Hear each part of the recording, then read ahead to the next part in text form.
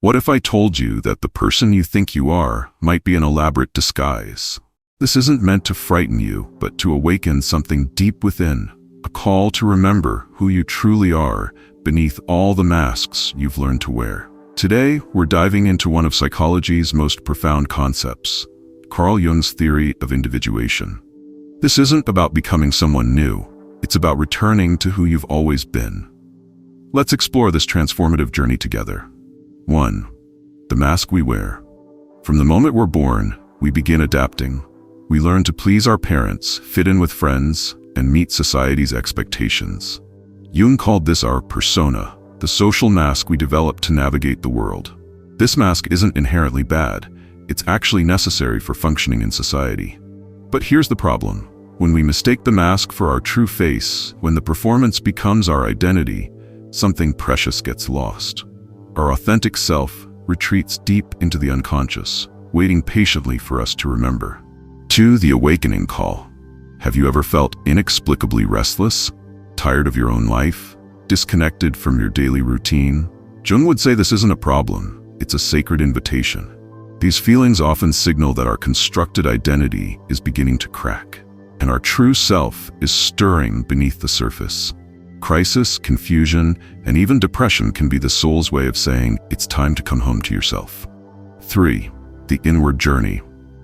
Jung called this process individuation, but don't mistake it for typical self-help or personal development.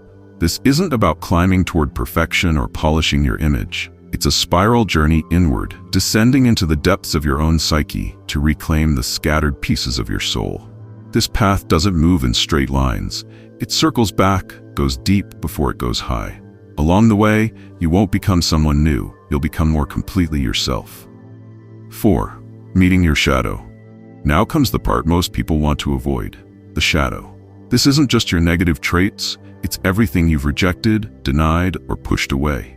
Your anger, your desires, your creativity, your power, all the parts that didn't fit the acceptable image. Think about it. When was the last time you felt a strong, almost irrational dislike for someone? Jung would say that person might be reflecting a part of your own shadow back to you. We often project onto others what we can't accept in ourselves. The arrogant person we despise might reflect our own denied need for recognition. The manipulative colleague might mirror our own hidden control tendencies. The shadow isn't evil, it's your unlived life. It's the self you had to abandon to survive, to belong, to be loved. And here's the key.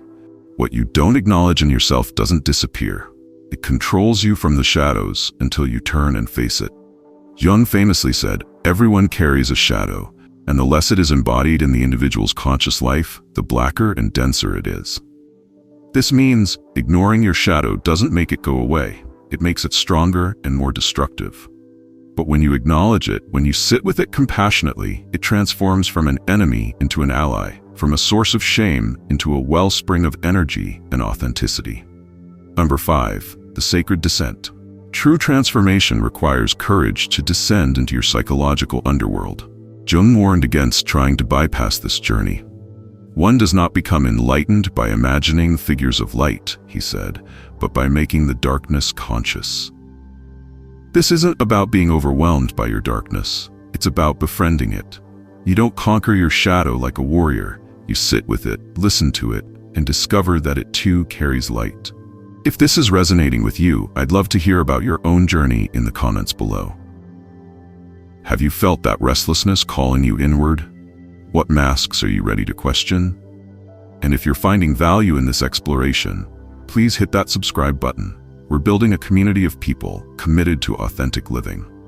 6. The inner masculine and feminine. Within each of us live two powerful energies that Jung called the Anima and Animus. The Anima represents our inner feminine, intuition, creativity, emotional depth, and receptivity. The Animus represents our inner masculine, structure, logic, focused will, and assertive action. These aren't about gender roles imposed by society. They're primordial energies that exist in everyone, regardless of your outward identity. To become whole, you must learn to honor and integrate both these aspects within yourself. 7. Crisis as gateway. When life falls apart, when relationships end, careers crumble, or illness arrives, We often see these as tragedies, but Jung viewed them differently. These crises are often the psyche's way of breaking through our rigid personas, creating cracks where light can enter. I've seen this pattern countless times. Someone loses their job and discovers their true calling. A relationship ends, and they finally learn to love themselves. An illness forces them to slow down and reconnect with what really matters. What we initially experience as devastation often becomes our greatest teacher. Jung called these moments enantiodromia, the tendency of things to change into their opposite. What appears as collapse may actually be initiation.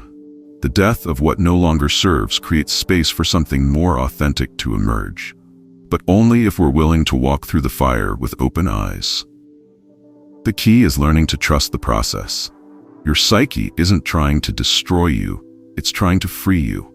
It's breaking down the walls that have kept your true self imprisoned. These dark nights of the soul are actually invitations to transformation, opportunities to shed what's false and embrace what's real. 8. Integration over perfection. Here's where Jung's approach differs radically from most self-help. The goal isn't to eliminate your flaws or become perfect. It's to integrate all aspects of yourself into conscious relationship. Healing doesn't come through cutting away what doesn't conform. It comes through gathering all the exiled parts of yourself and returning them to the sacred center. The psyche isn't a machine to be fixed. It's a living ecosystem to be understood and honored. 9. The self, your sacred center. Beyond the ego, beyond the persona, beyond even the shadow, lies what Jung called the self, the ultimate archetype of wholeness. This is both the center of your being and its entire circumference. The self isn't something you create or achieve. It's something you remember. It's been with you since the beginning, quietly waiting for you to turn inward and recognize its presence. When you begin to live from this center, life becomes less about performance and more about authentic expression. 10. Living from wholeness. The goal of individuation isn't to escape the world, but to re-enter it as someone who walks with presence, speaks with clarity, and loves with depth. You become less reactive, not because you no longer feel, but because you're no longer ruled by unconscious fragments. This doesn't mean you'll be perfect. It means you'll be whole. You'll embrace paradox, hold complexity, and respond to life from a place of inner alignment rather than reactive patterns. The journey of individuation is ultimately about remembering rather than becoming. Beneath the persona, behind the shadow, beyond the noise of culture and fear, your authentic self has been waiting. Not perfect, but whole. Not flawless, but real. You were never meant to be a copy of someone else's expectations. You were meant to be the original expression of your own soul. The path inward isn't always easy, but it's always worth it. Thank you for joining me on this deep dive into Jung's wisdom. If this video helped you see yourself or your journey differently, please share it with someone who might need to hear this message. Your support helps us reach more people who are ready to begin their own journey toward wholeness. Don't forget to subscribe and hit the notification bell so you never miss our explorations into psychology, spirituality, and authentic living. And remember, the path to your true self begins with a single step inward. Until next time, keep questioning, keep growing, and keep returning to the truth of who you really are.